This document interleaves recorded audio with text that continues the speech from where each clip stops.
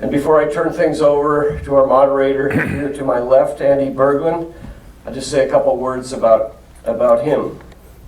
He's the director of the RNA Institute, a professor of biological sciences, head of the Berglund Lab, and director of the Myotonic Dystrophy Center. I keep thinking there must be 3 or 4 Andy Berglunds on this campus, because every time I turn around, I'm either seeing or reading this Berglund guy won a 6-figure grant, receives an endowed professorship, or accepts plaudits all over the place. He's got a lot on his plate, but I also will say, because I consider him a friend, and I think he's one of the most gentle, kind, and nice multi-hyphenate superstar scholars on this campus. So please, a warm round of welcome for Andy Berglund.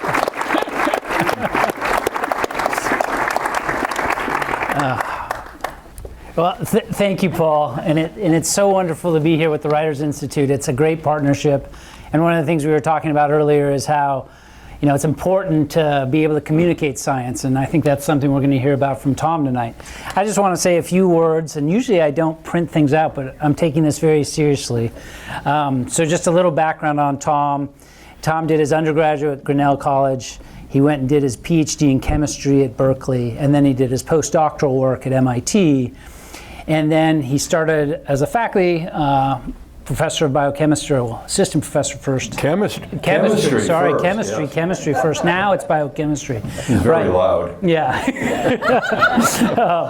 And so that's sort of the, his pedigree. But I think what I want to talk about is sort of how he's one of my scientific heroes. So it's a real pleasure to be able to introduce him.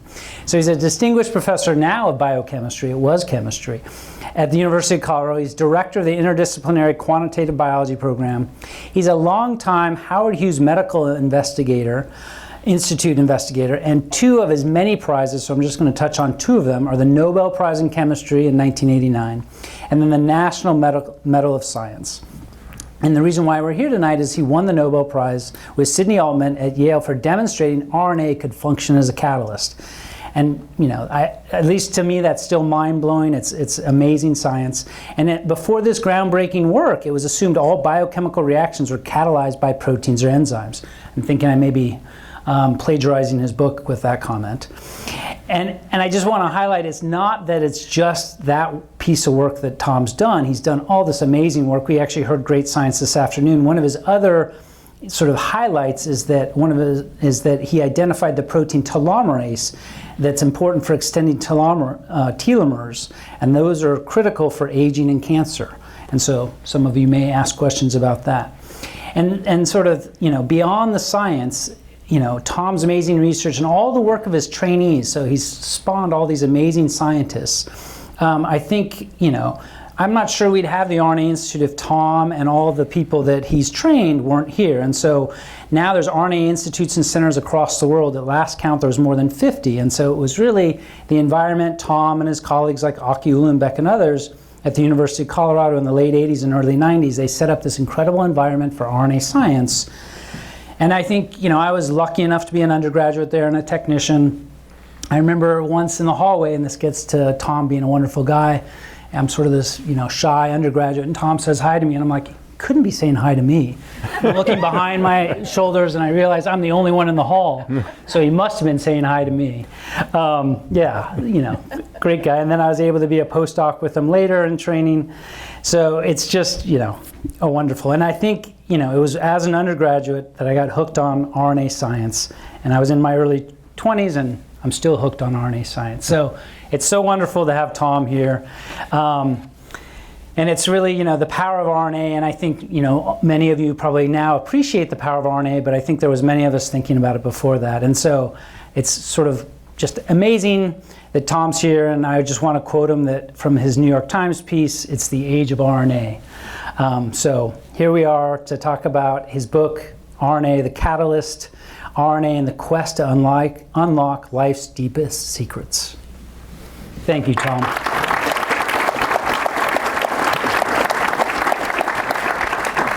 Thank you, Andy. And it's great to be back in Albany.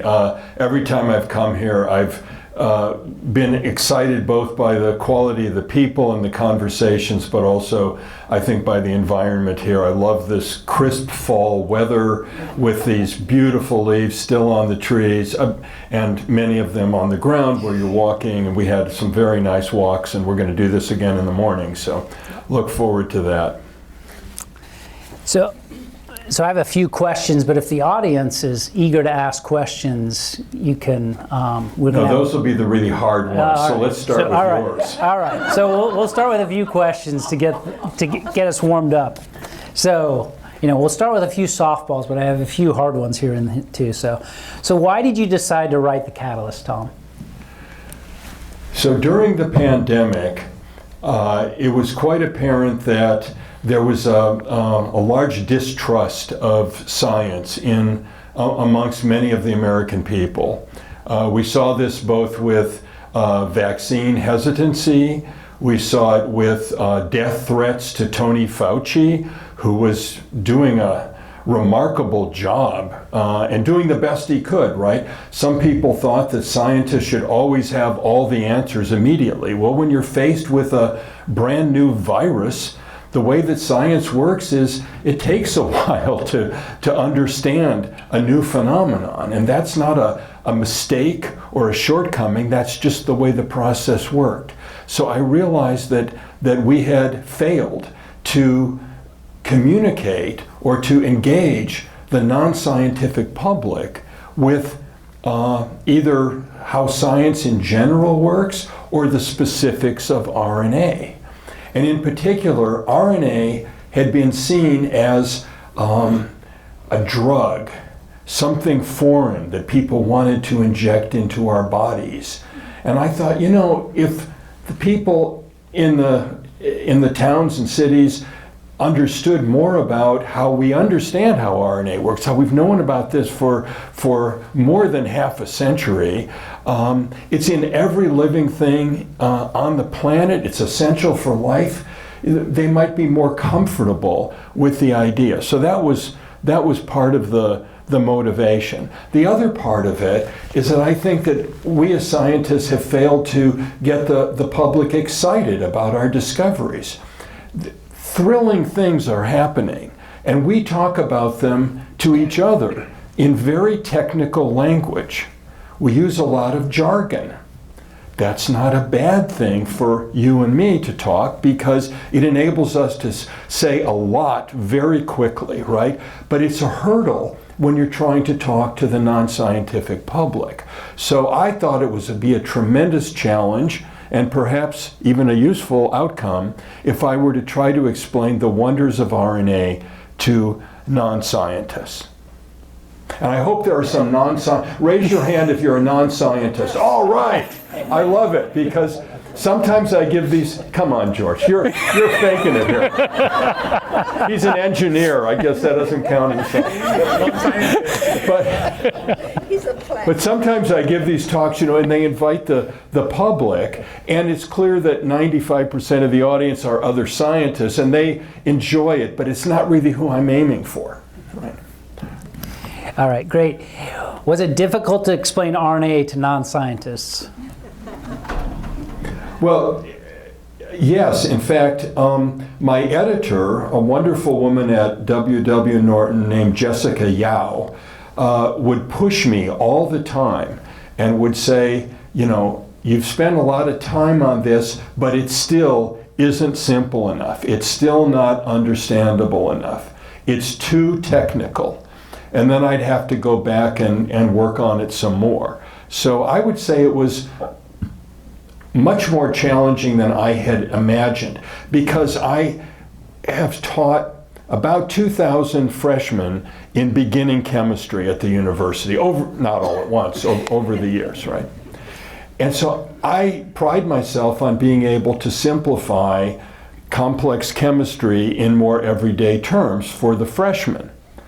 But I forgot that they have had high school chemistry, high school biology, high school physics recently, whereas their parents, who are just as smart, you would probably all say smarter than these kids, right? but you haven't had it in 20 or 30 years. And so that's the real challenge, is not the freshman college level of understanding, but the parents of those kids who've been away from coursework for decades. Great. Why do you think there was hesitancy to take the mRNA vaccines? I think that we rolled it out as a drug, as a medicine, which immediately makes people a little nervous. And then it all happened so quickly. Within the same year that the SARS-CoV-2 virus was identified, we already had an approved vaccine.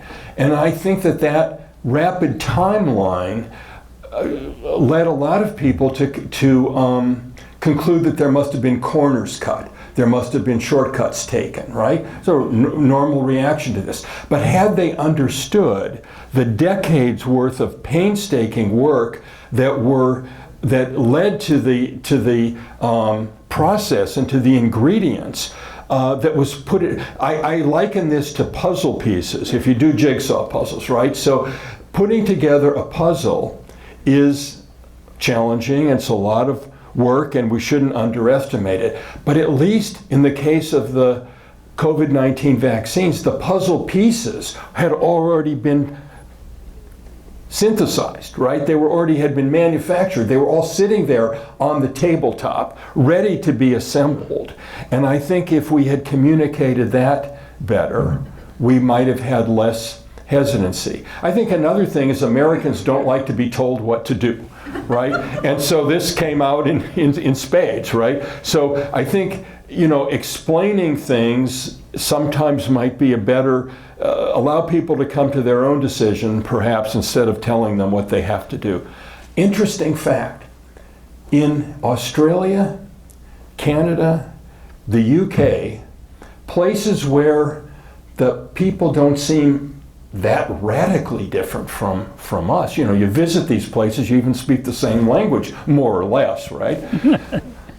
They had vaccine levels of getting complete vaccination around 80%. We were in the 60s. So there was a huge difference. And so that, again, told me that the Americans don't need something different, right? So that's what I was hoping to make a little dent on this problem. Yeah, it's a good point. So is that the main thing RNA does, act as a message? Well, if RNA only were a message and were responsible for making every protein molecule, the proteins that are digesting your dinner in your stomach right now, the proteins that enable us to move our muscles, that would be a fabulous molecule to be interested in. But it turns out that that's only one part of RNA's bag of tricks. So that's RNA as a code, right? The code for making particular proteins. Important, but beyond that, there are non-coding functions of RNA that are essential for life. For example, RNA itself makes up the machine that reads out the messenger RNA and makes the proteins. So that's found in every organism on the planet. And that's one of many. We'll maybe talk later about CRISPR and telomerase. But these non-coding functions of RNA are fascinating and diverse. The mothership, as you call it in your book. So telomerase has been called the immortality enzyme. What does that mean? Well, the ends of our chromosomes, which are called telomeres, this is Greek for telos is end and mere is sort of thing. So it's a thing at the end of our chromosomes. These have to be copied every time our cells divide. And there's a special process for copying those ends. So in most of your cells, Andy, because you're a mature individual. Most of your cells, this enzyme has been turned off, and so the cells are no longer able to divide in a limitless way. They age, and I'll explain in a minute why that's a good thing, because the alternative to this is cancer, right? If cells never stop dividing, that's called a tumor. So you got to be careful what you wish for if you're wishing for immortality here. Okay. So in any case, in most of our cells, this telomerase turns off. The ends of our chromosomes shrink with time. It's sort of like a yardstick which measures how many times they should divide. Then they stop dividing when the ends get critically short.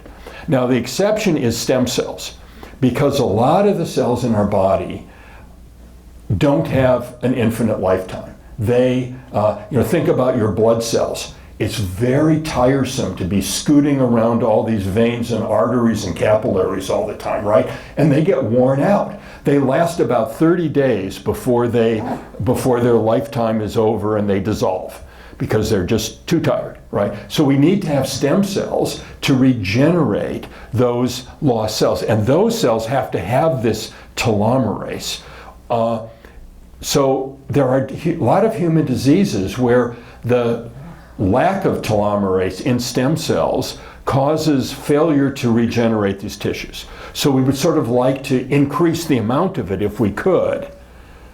And I'll get back to what this has to do with RNA in a second. Okay, I forgot that part. Yeah. But RNA central to this. But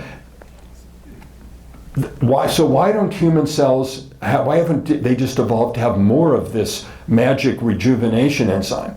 And we think it's because it's also critical for cancer cells. And so cancer cells stumble into a way of upregulating or increasing the amount of this telomerase, and that allows them to be immortal. So we think that this turning off of the telomerase in normal cells is probably a cancer preventative mechanism. So you're sort of on a knife edge. You don't want too much of this enzyme because that's one foot in the door for cancer. You don't want too little because then your stem cells poop out. That's a technical term, poop out. And so what does this have to do with RNA? Well, it turns out that, like a number of these non-coding RNAs that I'm going to be talking about, telomerase is a collaboration between a protein enzymatic part and an RNA guide that guides the enzyme to the ends of our chromosomes and helps it do its job there. And it's essential for life, the RNA part and the protein part in this case. Right. So now I want to veer off topic slightly here. So in terms of telomerase and sort of not the organisms we normally study and things like that, do you think there's organisms out there that maybe telomerase is playing an important role for extended lifespan? For example, tortoises or other things that elephants. Or elephants, for example. We know that all of these organisms have telomerase, but there are mice that have an excess of it and really long telomeres, and they don't seem to live forever. So I think one of the points of this immortality enzyme is that immortality at the level of a single cell or any of the cells in your body doesn't mean that you as an organism are going to be immortal, right? Yeah. In fact, if all of your cells were continued growing, you would be extremely large and probably cancerous, but maybe not living longer. Yeah. So. Okay. So the Nobel Prize in Medicine just went to Ambrose and Ruvkin for microRNAs. What are microRNAs? By the way, they're on page 159 of my book. I was so glad that I mentioned them because it would have been embarrassing had I hadn't.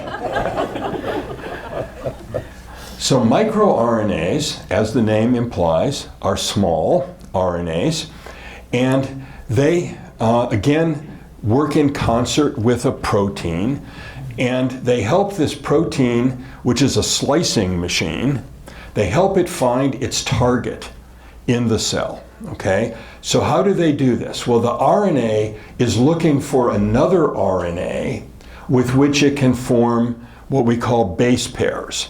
And this is where G's pair with C's and A's pair with U's in RNA, and DNA would be A's pairing with T's. So this is a very specific recognition element. You can think about it as the zipper on your jacket, right? You have to have every single part of the zipper has to engage, or when you pull up the whatever it's called, the thing you hold on to, part of it. Otherwise, your jacket breaks, right, and you get cold. Right? Thanks for the new. You look good. Yeah, it was a little cooler here than I had thought it would be. So I'm really glad for this fleece that, even though it does say RNA Albany on it, that's fine. I'll keep it because I love you guys.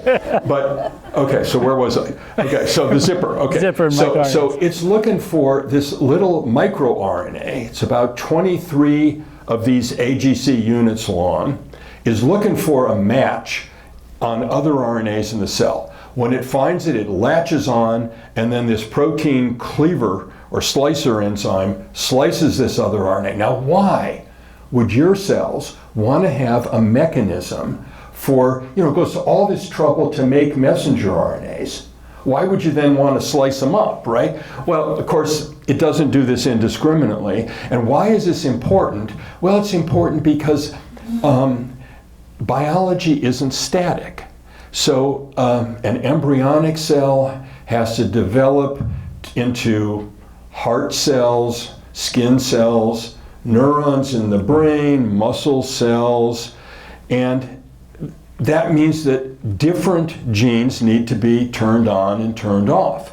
Now, you can do a lot of this regulation at the DNA level, but once you've made the RNAs, it turns out to be very important for living organisms to have a way of modulating what RNAs are out there once they've already been made. And this is one of the major mechanisms, is this microRNA.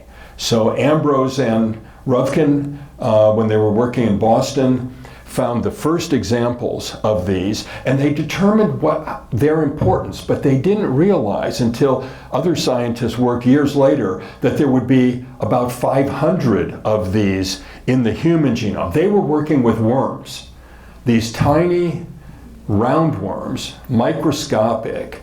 You say, well, what does that have to, why would people fund that kind of research? Should we be funding worm research? Turns out that what is true for the worm is often true for the human.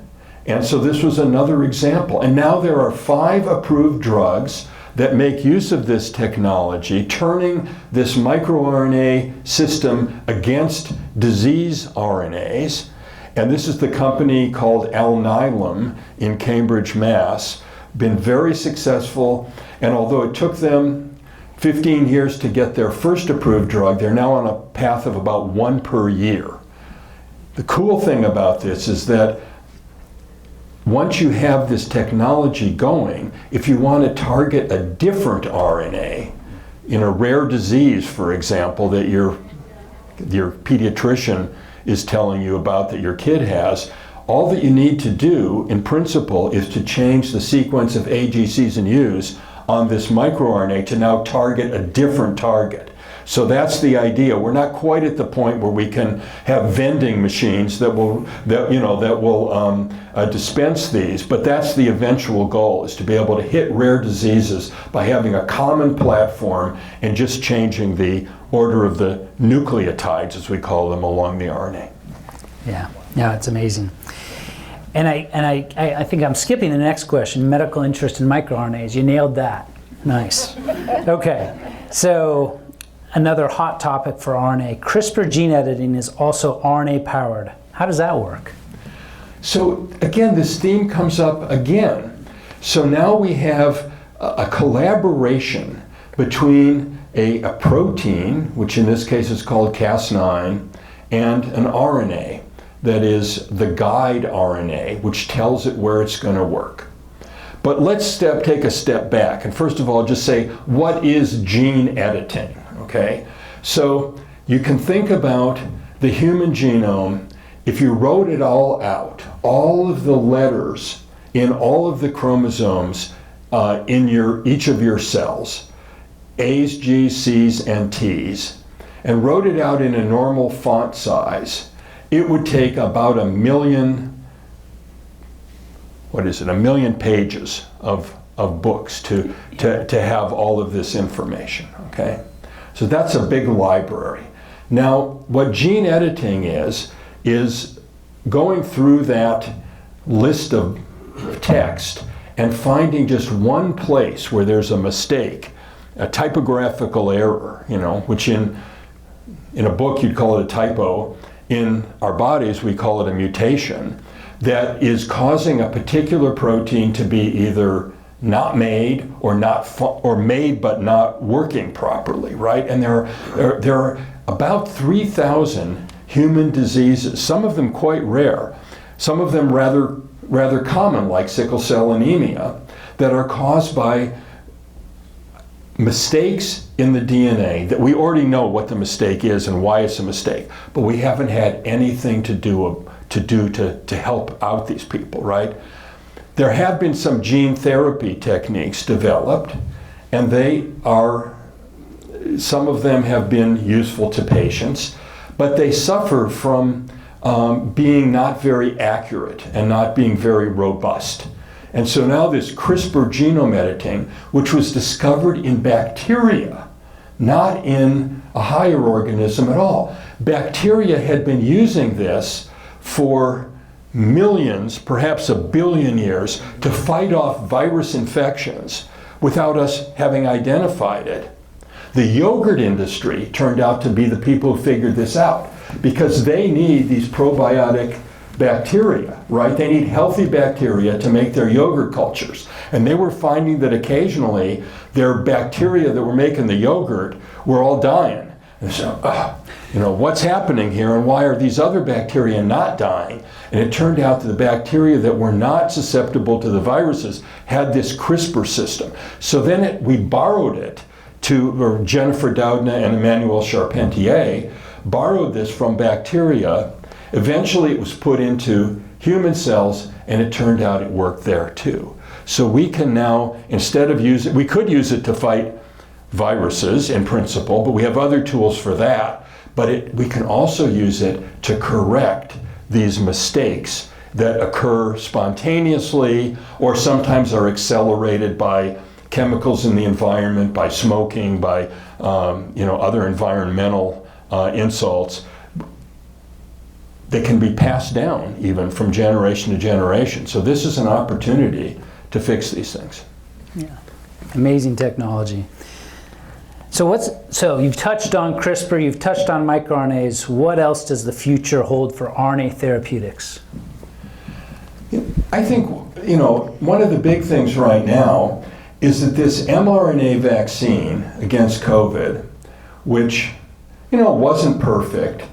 People complain, I still got COVID after I got the vaccine. And I point out, yes, but you didn't die.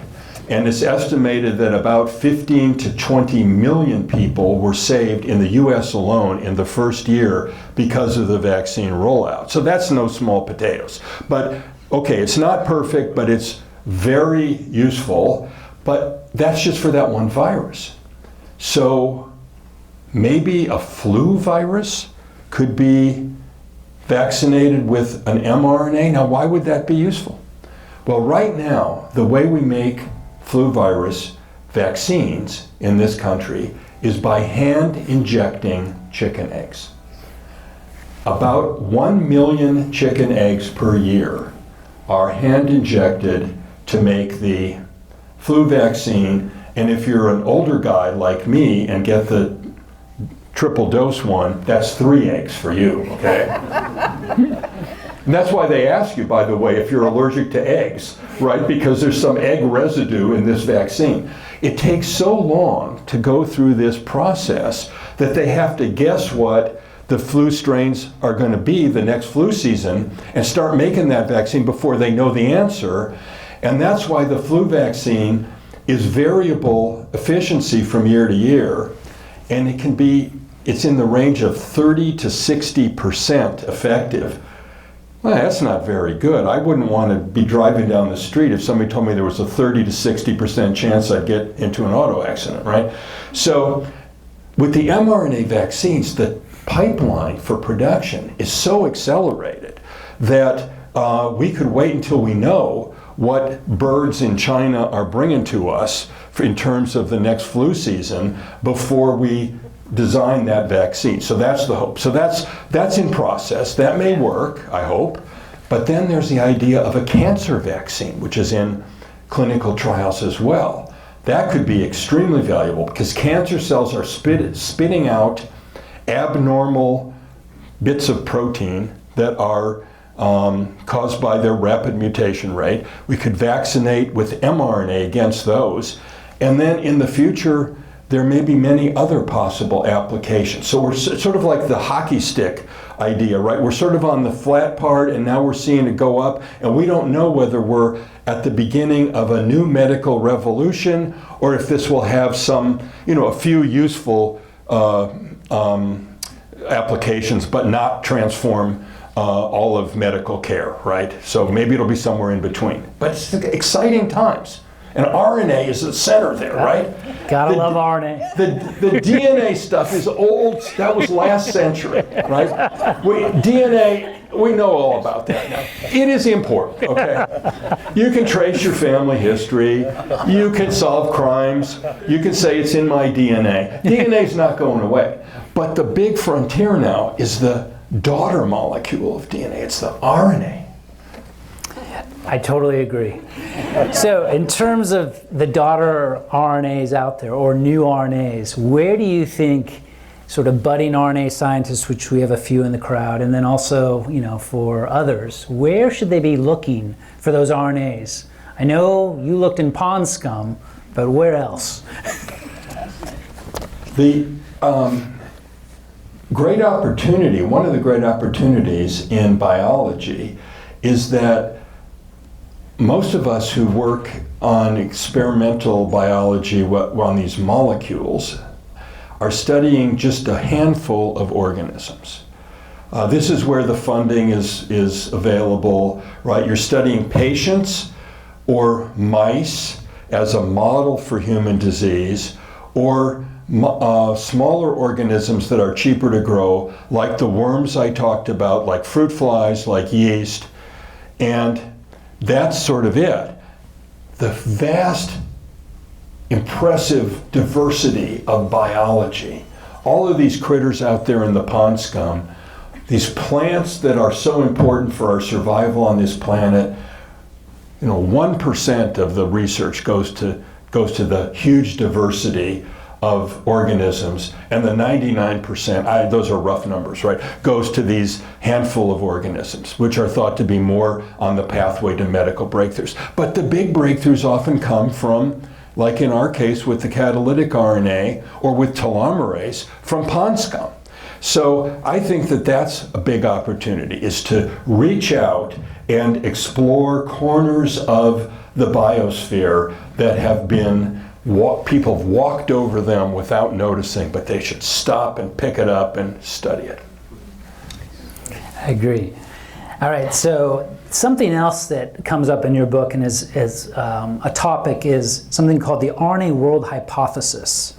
So can you explain what that means to the audience, and then also, what further experiments would you think would be important to test that hypothesis?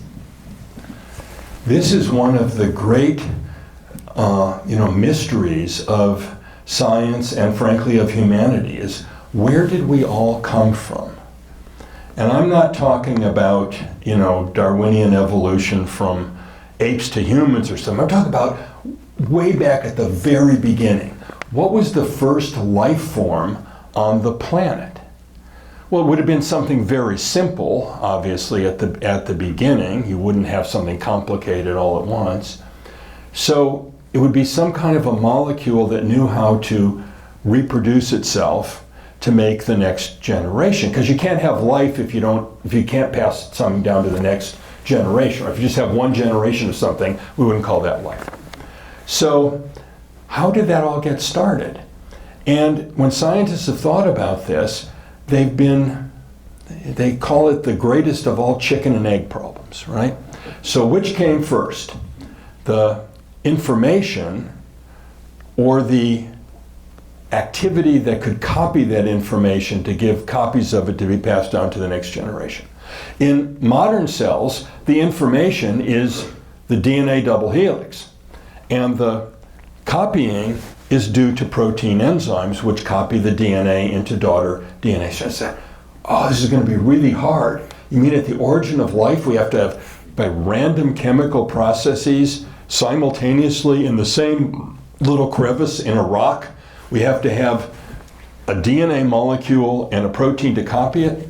Well, now that we know that RNA can be self-replicating, that it can assemble chains of RNA into larger RNA molecules, it can be both a catalyst and an informational molecule. And you all know it can be an informational molecule, right? Because a lot of these viruses, like SARS-CoV-2, they just are RNA viruses. They don't even have DNA. So you know RNA can carry information, but it can also be an active copying machine. So think about, a Xerox machine, a photocopying machine, where RNA is both the thing that is sitting on the top being copied, but it's also the copying machine is made out of RNA. So this could be a tremendous simplification of this chicken-egg problem. That maybe at the beginning there was RNA replicating itself, and then the proteins came along later, and eventually the DNA became important when you got to have big chromosomes that needed to be more stable, and DNA is more stable than RNA. So that's the hypothesis. Scientists have tested this in the laboratory. They've shown that many of the individual steps are plausible.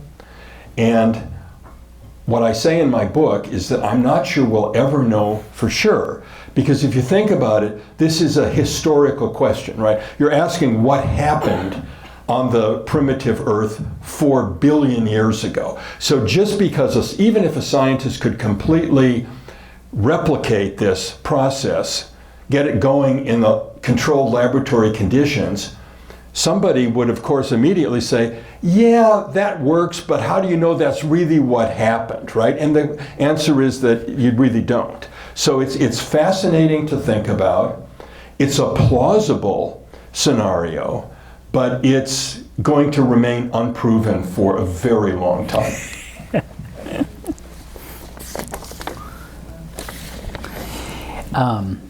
So I think, there's so many different RNAs.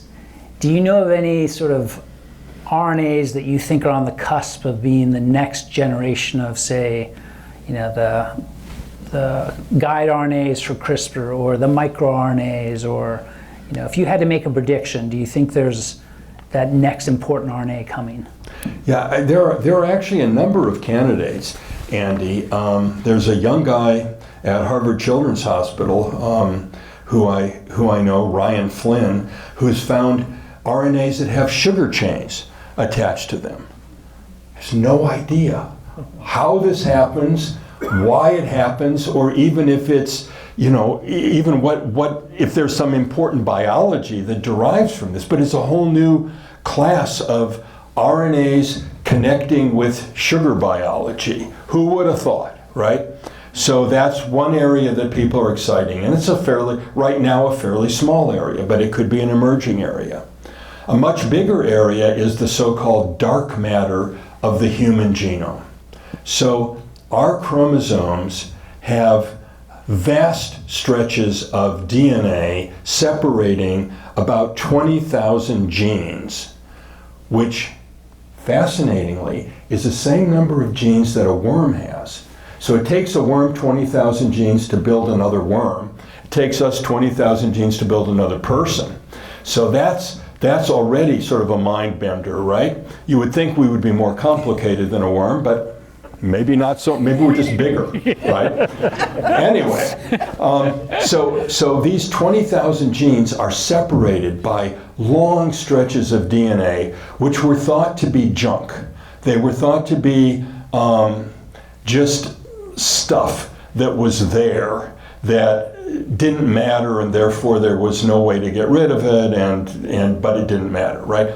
But then as we got better and better at looking for where RNAs were made, we found that not only were the genes being made into RNA, but these stretches in between the genes were mostly being copied into RNA, but different one parts of it would be copied into RNA in brain versus liver versus skin versus muscle, right? So already that seems like there's probably going to be interesting if they're tissue specific. That smacks of something that is maybe not just junk, if it's really being made only in a particular organ in the body. And so as scientists started studying these so-called link RNAs or long non-coding RNAs, again, their job is not to be a message, their job is to do something else or maybe nothing else, some people would say, but this is a new frontier. And some of those, when they are removed from the human genome, which now with CRISPR is fairly easy to do, we can delete these and see in human cells growing in petri dishes, does it make any difference? And in some cases, they are essential for life. So there's where we have a lot to learn with these long non-coding RNAs. Yeah. So, Paul, should we open it up? Yeah, I feel like I'm monopolizing it here. So if you have a question, if you raise your hand, we'll bring There's you one in the back microphone. here. Here we go, we'll get started. And I think I'm going to stand up because I'm facing only this half of the room, and I would like to face this. Hi, guys. and so I'm going to stand up so I can see both sides here. Hi, thank you, Tom, for this interesting and informative talk. I have a question. So, if RNA is the star of the show, It is. Yes. How does it interact with inflammation behind the scenes, and does it play the hero role or the villain role? The hero role or the demon role? Yeah. Well, I think both, right? I mean, think about nuclear energy, right? It can power plants, or it can cause wars, A lot of technology is like this. Think of social media, right? We couldn't live without it, but sometimes we think we can't live with it. So RNA can power viruses, certainly. And many viruses, the Zika virus, the Ebola virus, the flu virus, the SARS-CoV-2 and other coronaviruses, they don't even mess with DNA at all. They are powered solely by RNA. So clearly RNA can be a villain, but RNA, when you make a vaccine out of it, can also be the hero. So there you go. It's just as simple as the rest of our lives, right? Another question right here. Yeah, you got the mic, right? Yeah. Hello again. You mentioned gaps in DNA which were thought to be useless. I was thinking a couple things. I imagine that nature is about the ultimate optimization and efficient mechanism there is, and that she, if you call nature she, has a purpose for every atom and every aspect of our bodies and planet and life in general. And another thing is that blows my mind is all the trillions and trillions of permutations just from random or arbitrary assortments of atoms and molecules, and that life has been so fantastically fortuitous to find ways to synthesize and arrange such molecules in the way they do, so that even with all the hit and miss and trial and error of evolution, life has advanced. You have a question, because there's a lot of other Okay, people. excuse me. Yeah, no, I think The question. My question is just how much like artificial intelligence and supercomputers will clean up that trial and error and research is just amazing. Yeah, so I think you're absolutely right. I think as the data sets get bigger and bigger, they can be used to train AI. We can learn now many things in the computer that we used to have to do experiments in the lab to figure out. And the AI still is not, we don't quite trust it enough to just say that's the final answer, but at least it gives us ideas that we can go into the laboratory and test, and it is already speeding up a lot of our research. Thank you for that question. You're right. We're coming around. Just raise your hand. We'll get as many as we can. If you ask succinctly, we can get to more people. Hello, thank you so much for giving so much information today. My question is about the genome heterogeneity, which is linked to cancer. So my question is, how will you relate telomeres and or mRNAs to the genome heterogeneity? Thank you. Well, it's a really good question, and we know a lot about it, but it's hard for me to give a simple answer. One thing that happens a lot in cancer is what you talked about, this genome instability, a lot of rearrangements. And what happens then is that fortuitously, some of these may give a rearrangement that allows a cell to grow faster and more vigorously, and that's good for the cancer, bad for us, right? Other rearrangements will kill the cell, and those we don't see the effects of those because those cells don't have any progeny then, and so that goes away. So we only see the ones that help the cell grow faster. And it turns out that the processes at the chromosome ends, the telomeres, that if the telomeres get critically short, this can accelerate this genome instability and rearrangement. So there is a link, but it's a bit of a complex one. Here's another question. We're going to get up to you. Right, so terrific book, and thanks for being here. A comment and two questions, all really brief. The comment is that it's probably also worth mentioning that this year's Albany Prize, which I think is $500,000, went for RNA work. The two questions are, one, did you keep a journal way back when that you used to help with the book? And the second is, how did you initiate the connection with a publisher once you had this idea to write the book? Yes, I was turned down by a number of publishers before I finally found one. I had to get an agent to help find a publisher. And so the agent is now getting a good chunk of any proceeds from the book, but that's okay. I wasn't doing this to make money. I was doing this to get the word out, right? And I think when you sell something rather than give it away, it gives it more value, and people then will actually read it if they buy it. If you give it away for free, they'll download it and they may not ever read it. So what was your middle question? You kept a journal way back. Oh, journal. No, I'm very bad about keeping journals, but I have a lot of the people I talk about in the book. I know most of them, and so I was able to call them up, I was able to interview them, and they would remind me of missing pieces in my memory that I really needed to have to write the book. So I learned a lot writing this book. People say, oh, you know so much. I say, I know a lot more now than when I started writing the book. Right?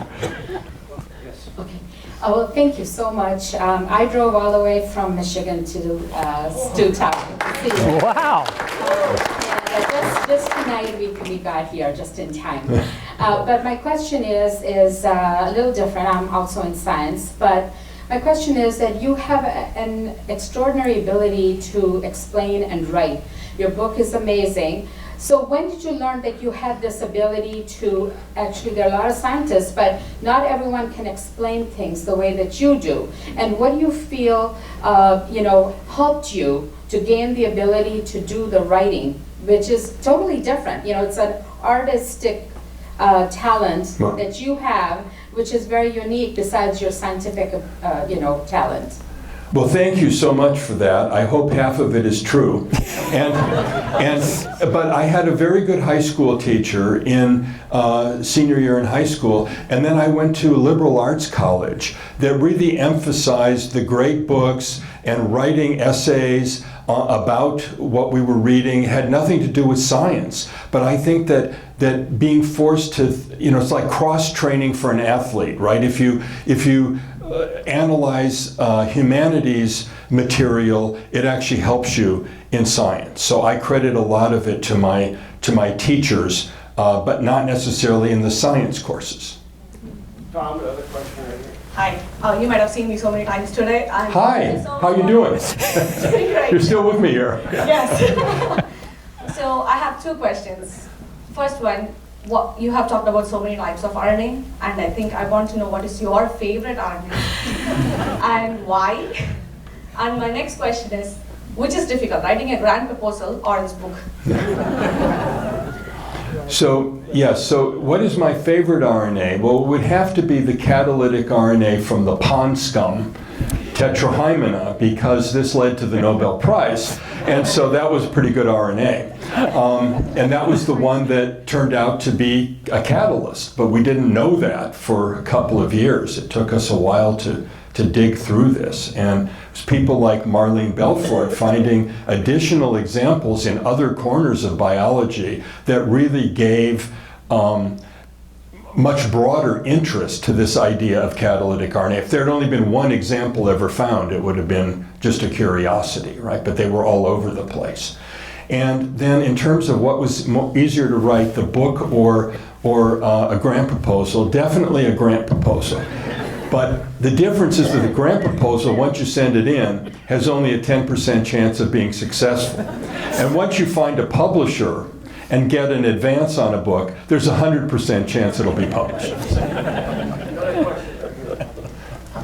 Just a quick question about winning the Nobel Prize and your career. I'm middle-aged myself, and I think it's amazing that you won this award at 42. How has it changed your life afterwards? What was your kind of pre and post experience having won this amazing award? Great. Yeah, in terms of my sort of stature as a scientist, I hope there was no effect, because I already had great funding. I was a Howard Hughes investigator. I was getting great people to work in my lab. I had a good reputation, and that did not go downhill after the prize. But the big difference was with the general public. So I had this wonderful anonymity. I would walk into the grocery store with my little daughter, and go grocery shopping, and nobody knew who I was. And after the prize, and this is in a small town, there are only 100,000 people in Boulder, and so people would come up to me for an autograph in the tomato section, And so that was the big change. Fortunately, after some years, we had several additional Nobel Prizes in town in physics, and so that took the pressure off.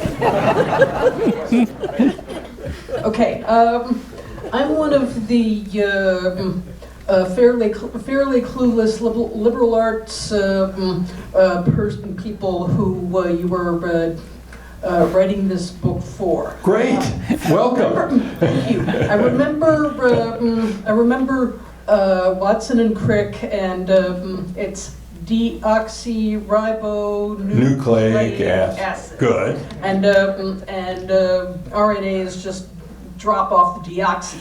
But what you got it. Yep. But what confuses my only one course in high school chemistry much too long ago was the term acid. What I remember from high school chem, acid basically comes up as either from vinegar to H2SO4, and you already answered the question about what kind of state that particular matter. Yeah, well, so the DNA and RNA are not the kind of strong acids that are going to eat through your skin, but it's a chemical term for a molecule which will give up a hydrogen atom, a hydrogen ion, a proton. And so DNA has these phosphates, and when you put them in water or in the cell, the hydrogen ion gets released, and so that makes it an acid. But don't worry, that's not, if a virus is dangerous, it's not because the RNA is an acid. It has to do with the proteins that it's making. Okay. Decades ago, in medical school and college, we learned about the central dogma, DNA, RNA, protein production, etc. And then it just seemed to be stuck there for a long time. What were the first clues that RNA was involved with other processes, or what were the first observations that led to this whole field of discoveries beyond the central dogma? Yes, I think that one of the first discoveries, and it's one of the chapters in my book, was Harry Knoller's work at the University of California, Santa Cruz. And he was studying this molecular machine in all of life called the ribosome that makes proteins. It reads the message, tracks through it, and then the protein comes out of it that matches that particular message. And he was stuck, like everyone else was, in the dogma that all enzymes are proteins. And so he was looking for the protein heart of this machine that must be doing this critical task of joining amino acids together to make a chain, which is called a protein. And no matter which protein he took off of this machine, it still kept working. And so then he had to rethink this and say, well, there's all this RNA there too. The RNA had been thought to just be a scaffold for the critical proteins. Maybe the RNA is doing something important.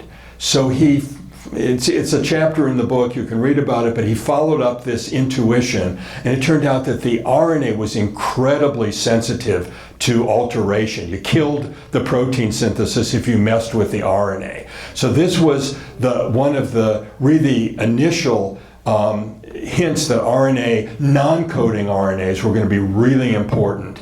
But he could never quite prove this because this ribosome needed the proteins to help the RNA get into the right shape. And so the RNA by itself wasn't catalytic. We were fortunate in our pond scum RNA that the RNA by itself did all the gymnastics, and that made it much more convincing to show that the RNA was catalytic. Hello, thank you for coming in and giving the talk. I was wondering, did you ever hit a wall? Clearly you've had very successful research, but have you ever hit a wall or had to completely change what you were doing in order to get answers, and if so, when was that?